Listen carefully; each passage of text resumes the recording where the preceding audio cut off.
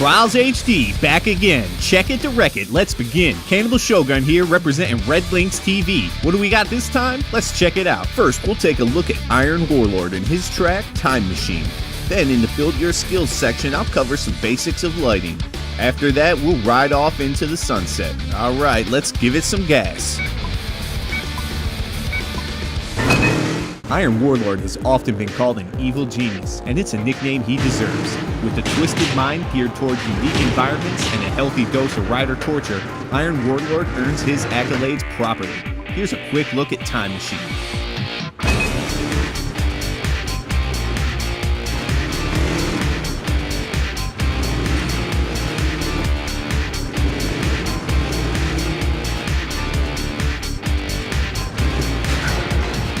On this track, Iron Warlord strikes a perfect balance of style and substance.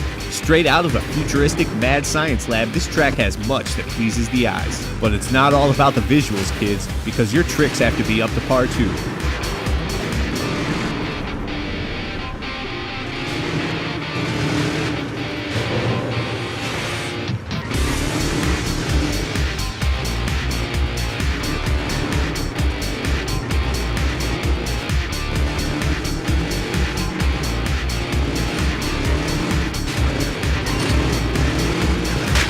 You're on an Iron Warlord driveline, you know you'll have to overcome some serious obstacles in order to reach the finish. Here, the concept comes together like a Lego set, but it's hardly a snack.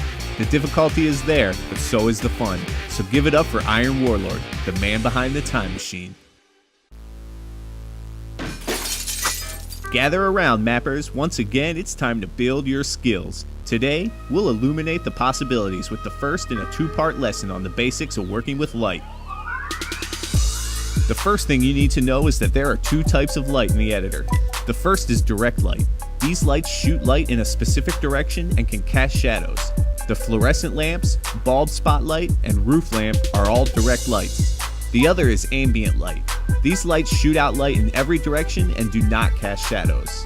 The track ambient light, wall lamp, and pin lights from the Big Pack DLC all act as ambient lights. Now before you get to placing lights, it's good to get the overall lighting look of your map at least close to how you want it. To do this, hit pause and navigate to track settings. Here, you can adjust the various lights that affect your whole track. First is sunlight. Sunlight is unique in that it has direct and ambient light. The direct light points at your track in the pattern of windows, but also spills a little ambient light into the shadows. With the sunlight, you get two options to adjust. The first is direction. Within the direction option, there are two sliders, time of day and angle. Adjust these to change how the sunlight is aimed at your track. Your second option is color. Everything that emits light will have these same color options. Within the color options, there are three sliders.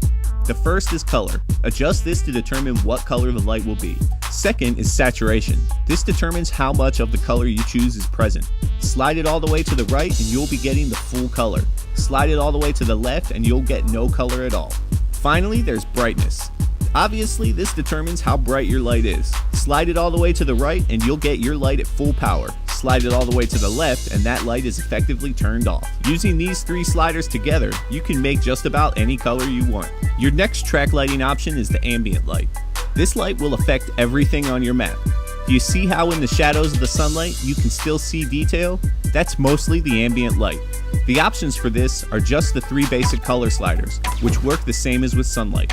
One thing I'll demonstrate, however, is how by turning brightness up, you illuminate everything on the map, but by turning it down, you make the shadows much darker. Your final option is the dust. This is the background color.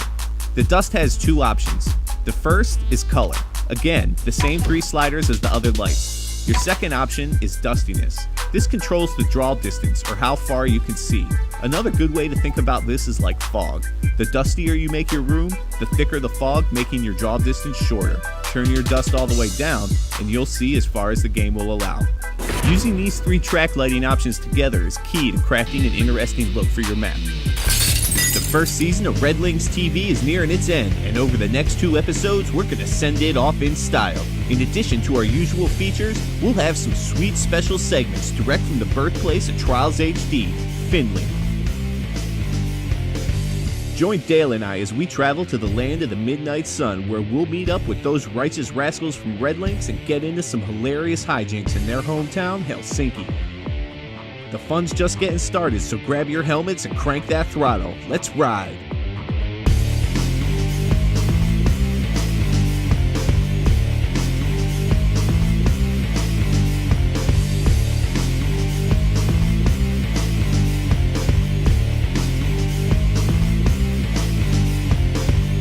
Red Links TV 2-part season finale starts on episode 9, coming soon to YouTube and the Xbox Live dashboard.